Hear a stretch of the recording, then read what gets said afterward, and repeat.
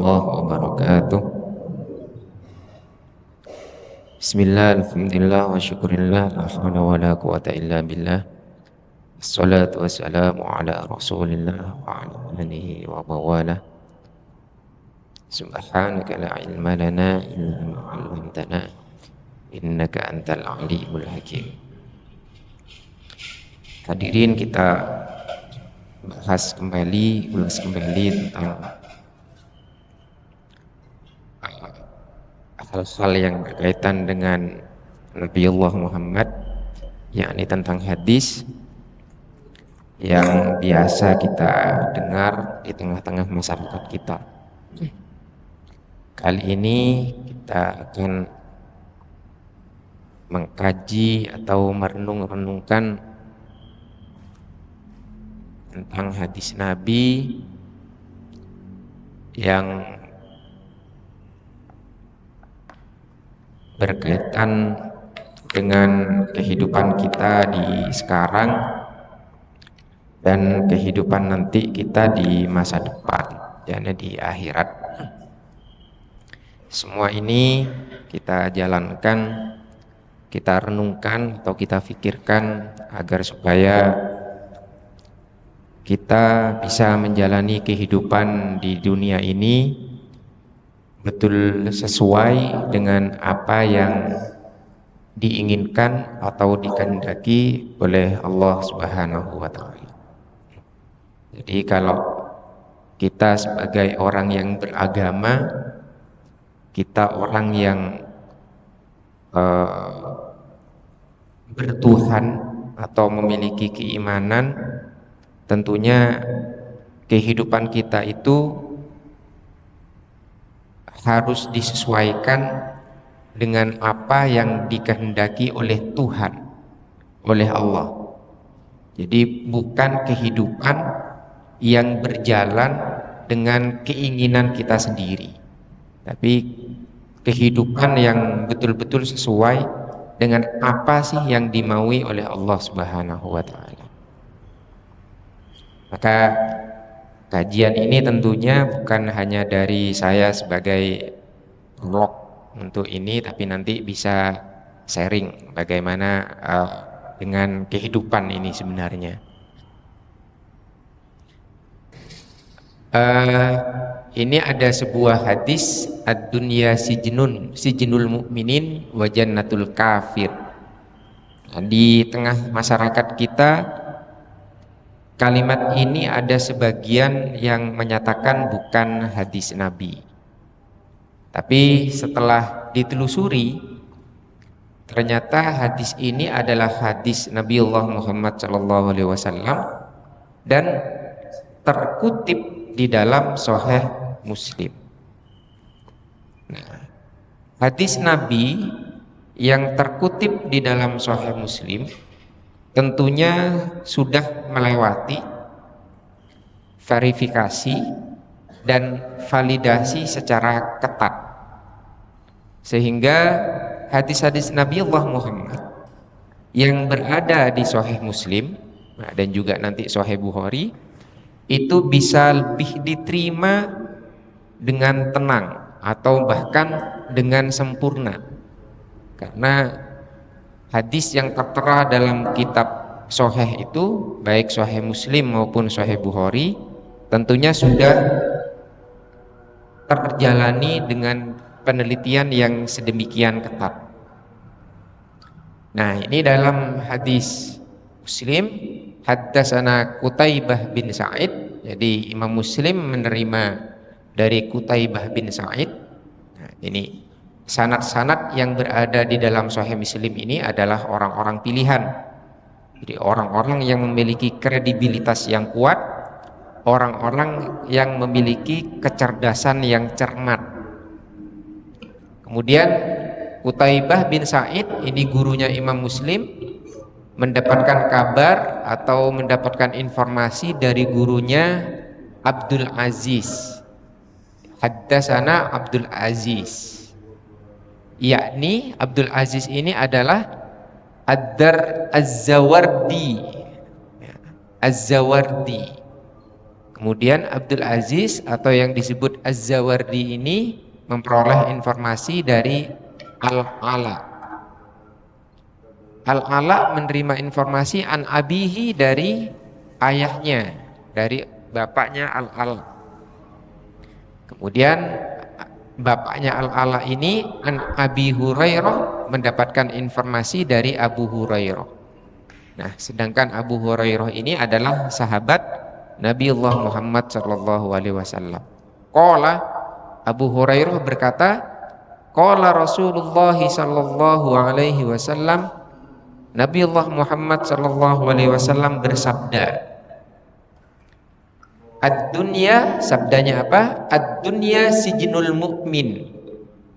Dunia itu sijnul mu'min adalah penjaranya orang-orang yang beriman.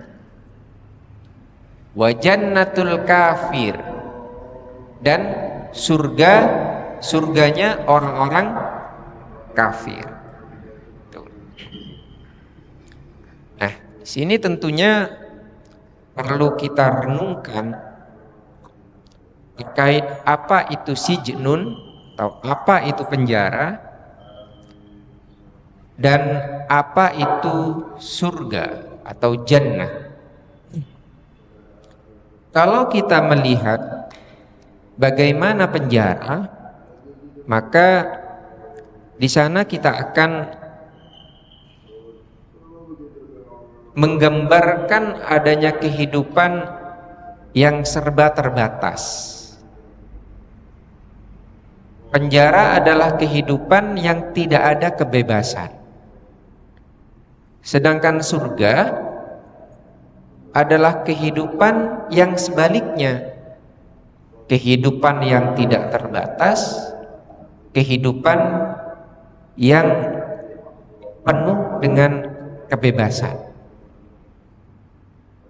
Jadi gambaran dari sebuah dunia yang disampaikan oleh Nabiullah Muhammad kepada kita orang-orang beriman adalah tempat yang penuh, atau bukan yang penuh ya, yang ada keterbatasan, yang kita tidak memiliki kebebasan.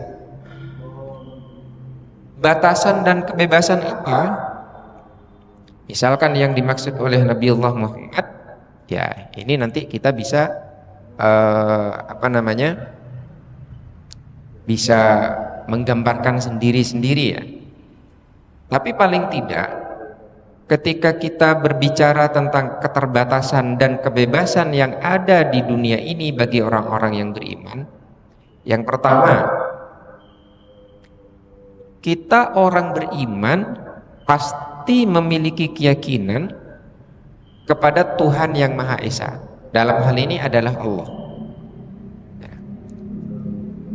Ciri dari sebuah agama itu pasti memiliki Tuhan dan memiliki kitab suci. Itu ciri dari agama. Jadi kalau ada agama tidak ada Tuhan, di dalamnya tidak ada Tuhan dan tidak ada kitab suci, oh berarti itu bukan agama. Nah, kalau agama itu sudah memiliki Tuhan dan nanti memiliki kitab suci, pasti memiliki aturan. Allah memiliki aturan yang disampaikan melalui kitab sucinya. Nah, ketika Allah itu memiliki aturan atau kitab suci, atau agama itu memiliki aturan, maka kita orang yang beriman harus menjalankan apa yang tertulis atau menjalankan aturan-aturan, menjalankan undang-undang yang sudah tertulis di dalam kitab suci itu. Itu yang mutlak harus dijalankan oleh kita umat manusia. Nah, apa saja di dalam kitab suci itu yang tertulis atau undang-undangnya apa saja? Paling tidak kalau kita di dalam Al-Quran, jika dibagi secara garis besar, secara global, setidaknya ada 3. Ada hal-hal yang berkaitan dengan akidah, ya, akidah atau ketauhidan. Ini yang harus selesai dulu di kita. Kemudian yang kedua, hal-hal yang berkaitan dengan syariat atau berkaitan dengan hukum. Ya, hukum itu aturan-aturan. Ini nanti bisa terbagi menjadi dua hal. Ada syariat yang berkaitan hubungan kita dengan Allah. Ada syariat yang berhubungan antar kita dengan sesama atau sama-sama manusia. Nah, ini juga harus dijalani. Kemudian yang ketiga, hal-hal yang berkaitan dengan akhlak. Nah, maka bagi kita orang-orang yang beriman, di dalam menjalani kehidupan dunia, kita dibatasi atau kita harus tunduk pada ketiga aturan yang ada di dalam Al-Quran ini. Di secara akidah, kita harus mengikuti bagaimana Allah mengajarkan keyakinan pada kita. Ya, seperti tadi malam diskusi kita di tafsir misalkan mengenai siapa yang disebut sebagai Tuhan yang sebenarnya.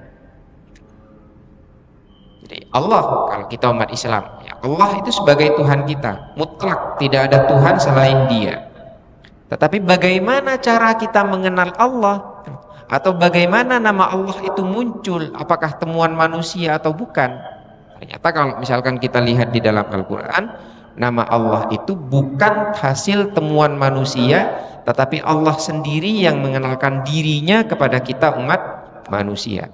Nah, ini adalah akidah yang tidak boleh dikarang-karang oleh manusia. Gitu. Dan ini mutlak, ini harus tunduk patuh pada aturan Allah.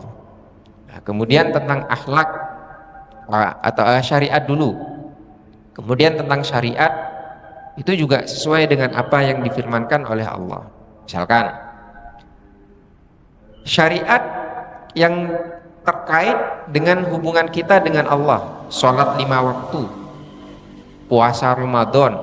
Nah, maka mau tidak mau, berat tidak berat bagi kita, maka sholat 5 waktu itu harus kita laksanakan. Kuat atau tidak kuat bagi kita, berat tidak berat bagi kita, puasa Ramadan itu harus kita jalankan. Nah, meskipun nanti ada dispensasi bagi orang-orang tertentu ya. Sama halnya juga dengan sholat. Meskipun pelaksanaan sholatnya itu tidak harus sama antara satu dengan yang lain. Ada dispensasi tertentu bagi orang-orang tertentu juga. Tuh. Kemudian akhlak pun demikian. Akhlak itu sesuai dengan apa yang diinginkan oleh Allah Subhanahu wa taala. Nah, sedangkan bagi orang-orang kafir, jannah bagi orang-orang kafir itu, ya dia memiliki kebebasan penuh. Karena orang kafir kalau misalkan kita lihat secara arti adalah dia yang mengingkari segala apapun yang berkaitan dengan Tuhan sekaligus aturannya. Itu orang-orang kafir, sehingga nggak peduli dia apa itu akidah, nggak peduli itu apa itu syariat, nggak peduli apa itu akhlak. Semuanya bebas bagi mereka di dalam kehidupan dunia ini. Yang kedua, tadi dari aspek aturan keagamaan. Yang kedua, dari nafsu, hawa nafsu manusia. Bagi orang-orang yang beriman, tentunya hawa nafsu itu harus dikendalikan sesuai dengan apa yang diinginkan oleh Allah. Tapi bagi orang-orang yang kafir, terserah, bebas-bebas, nafsunya dilanturkan sesuai dengan keinginannya sendiri. Tuh. Nah, ini adalah yang dimaksud dengan jannatul kafir. Jadi meskipun nanti kalau kita bahas lebih dalam, nafsu yang sehat itu nafsu yang bagaimana, tentunya ada hal-hal yang lain lagi. Nah, ini tentang ad-dunya sijnul mu'min wa jannatul kafir. Beratnya, nah sekarang kalau misalkan kita lihat tantangan antara orang mukmin yang dunia itu sebagai sijnun, tantangannya adalah dunia itu oleh Allah disebut sebagai mata, sebagai perhiasan. Nah, perhiasan itu tentunya adalah hal-hal yang berkaitan dengan keindahan. Nah, coba kalau misalkan kita lihat, kehidupan dunia itu adalah kehidupan yang indah sebenarnya.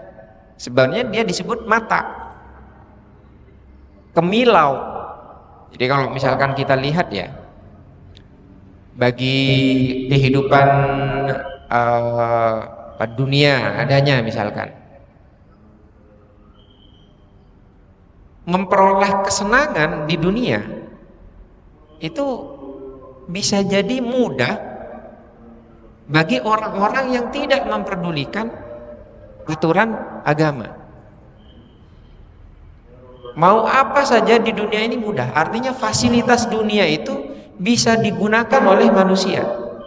Dan itu memang sudah jelas kan, Allah misalkan bilang sakhkhara ma fis samawati wal ard, sakhkhara lakum ma fis samawati wa ma fil ard. Jadi Allah menundukkan semua apa yang ada di dunia, di bumi dan di langit itu kepada manusia.